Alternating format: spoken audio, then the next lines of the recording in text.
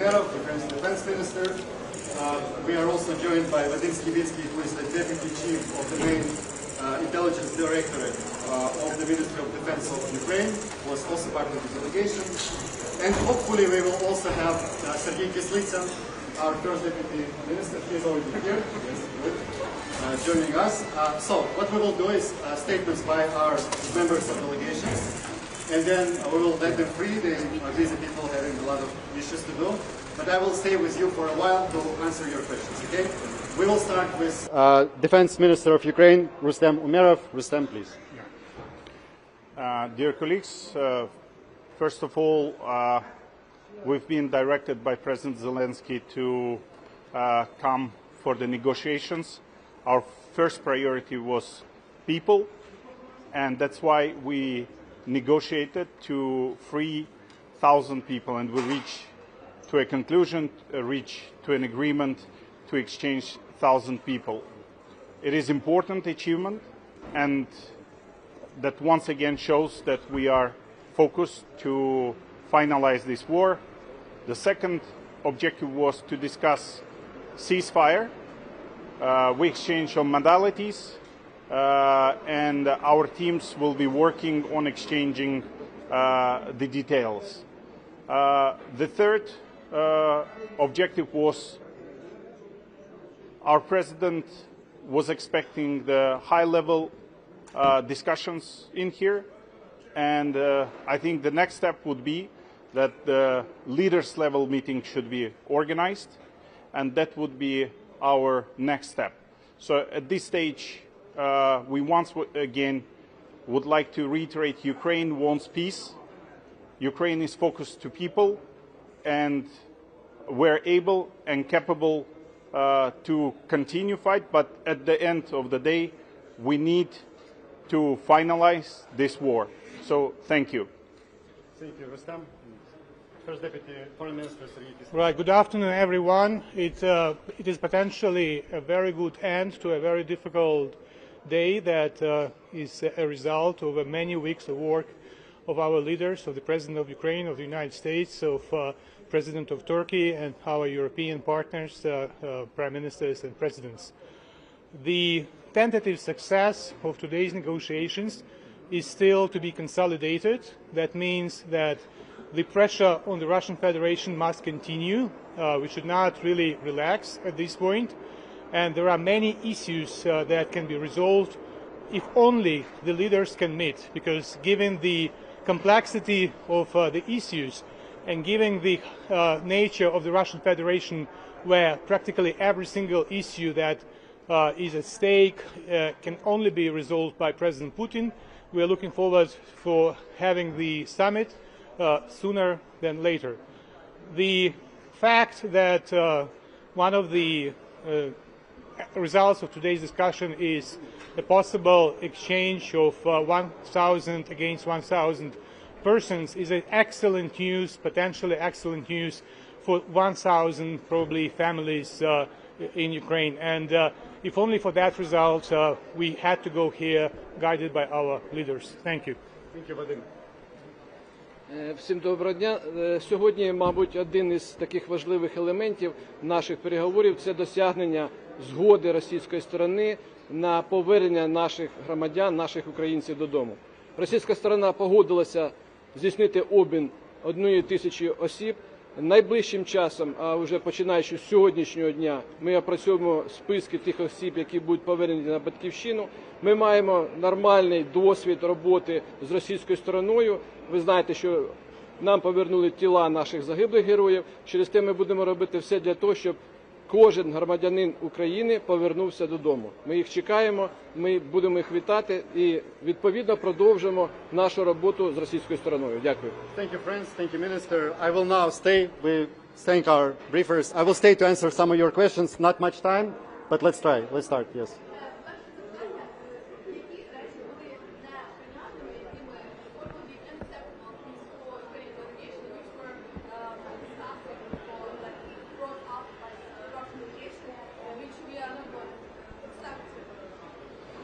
So, yes, of course, the Russian delegation has voiced a number of things which we deem unacceptable.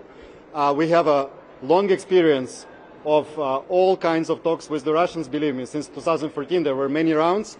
So I would say that the Ukrainian delegation knows well how to handle all of the things that might be voiced from that side. And the Ukrainian delegation handled it in a calm manner, basically outlining our principled position and still staying with our line. So yes, yes. Yeah.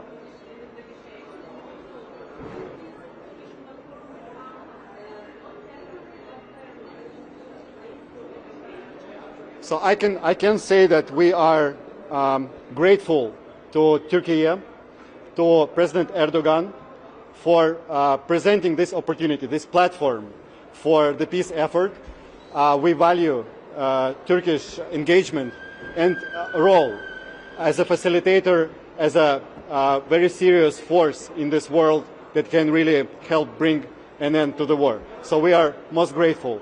As to further context, you heard the members of the delegation. They will be considered later.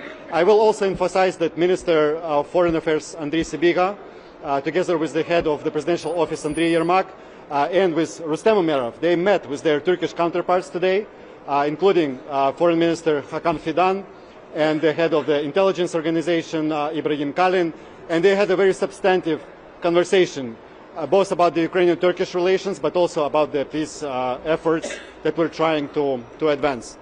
Let's go to... Okay, Lemon. Yes?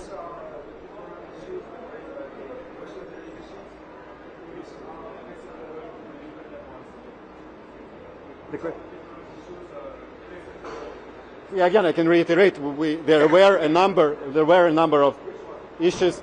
Look, I will leave it to history because still, these are negotiations. Probably it's not for me here to officially talk about the content to this extent that you want. I can again reiterate the general mood and the outcome and the outline of this conversation. That yes, there were a number of things that, of course, were unacceptable. But again, the Ukrainian delegation took it with a very calm posture, understanding that this is something that Russians usually voice, and we were keeping to our line. This is very important.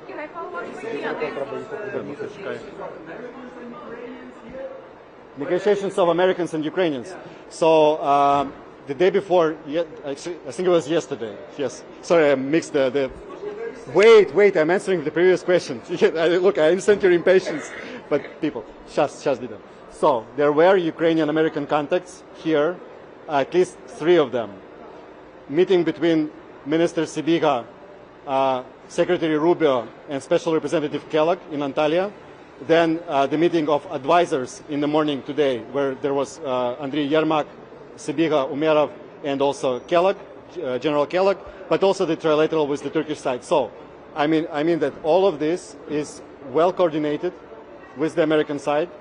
We are in a good contact with them. We exchange views, we exchange positions, and we coordinate with the American side.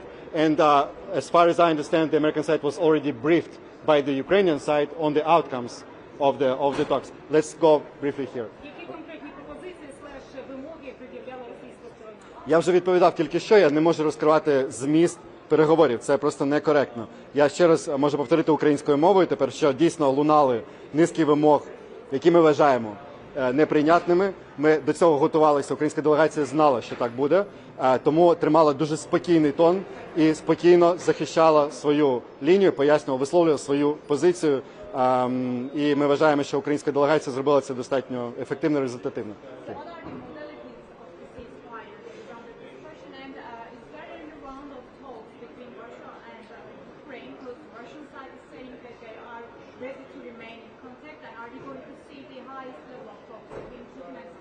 So look, the Ukrainian delegation was sent here by President Zelensky with a clear agenda, which is number 1, ceasefire, full unconditional ceasefire. And I need to remind everyone that Ukraine agreed to such kind of a durable ceasefire back in March. We haven't received Russian yes on this basic point, so this was the priority issue for the Ukrainian delegation. This is logical because if you want to have serious negotiations, you need to have guns silent. This is logical, and all the peace you are covering all the conflicts in the world. You all know that this is how it works. You first make guns silent and then you talk. So this was the point number one. The Russian delegation probably has limited mandate because our delegation was ready to have a ceasefire agreed today. The Russian delegation was probably not in such a detail on the ceasefire, but I think this discussion about the ceasefire will continue, and we will continue to press for the ceasefire. As Foreign Deputy Minister Sergei Kislitsa said, there needs to be more pressure. We believe that as this process evolves, we need to see more pressure on Moscow to make them more willing to actually make some steps to advance serious peace process. And the second item of the agenda is, of course, the leaders' meeting, because even the ceasefire, even things like this, in Russia, only one person takes decisions. We all understand this. This is Putin. And of course, you need him to decide on the ceasefire and other big issues. That's why President Zelensky said openly that he is ready for a direct negotiation with Putin. Putin did not show up here, but this issue was still discussed because we understand that if we want to make progress, we need to have this meeting of leaders, including on the ceasefire. I'm answering the last one and I will go. There. Yes. I just answered this. We are working, we're pressing for this, but we will see. It depends on the Russians. You need to ask the Russians about it. Yes. What's your expectation on China's efforts for the ceasefire and peace talk? Because China and Brazil now recently has announced put forward a new announcement to support the peace talk. What's your view about this announcement? Yes, so both China and Brazil consistently supported the idea of a ceasefire. They have been stating about this years and years before. And we would like to see their support now and their voice in their dialogue with Russia, because they have influence on Russia, to persuade them that the ceasefire, a full and durable ceasefire, not just a parade ceasefire or Easter ceasefire, a full, durable, 30 days, 60 days, 90 days, we are ready for all of that. So we would like them to use their authoritative voice in their dialogue with Russia and persuade Russia this is something that you need to start with, the peace process. Yeah?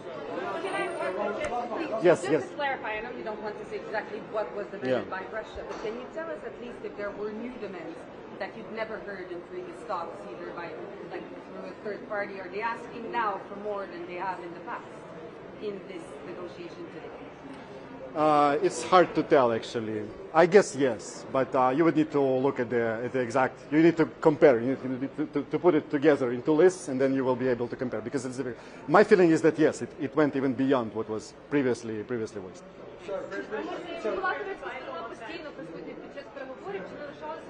Турецька сторона була присутня під час переговорів. Yeah.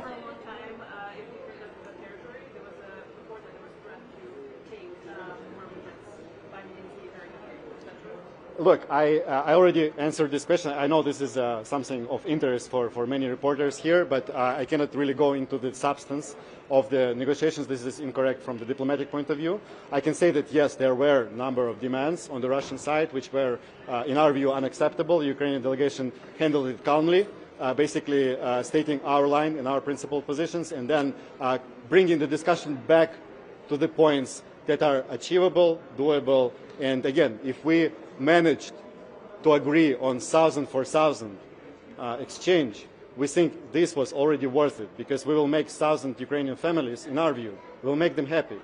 And this was already worth it, we think. This is a great achievement by the Ukrainian delegation. We need to give credit to the people whom you just listened, because in these difficult circumstances, they managed to reach this result. And this is a great result for Ukraine and everyone else. Thank you, media. I cannot stay longer, but I will stay in contact with you. Thank you.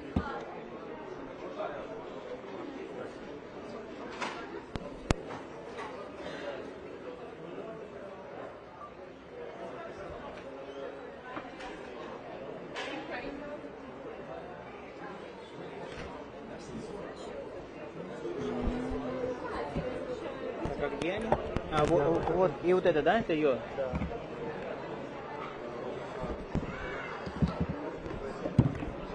Good job, man. Really appreciate it.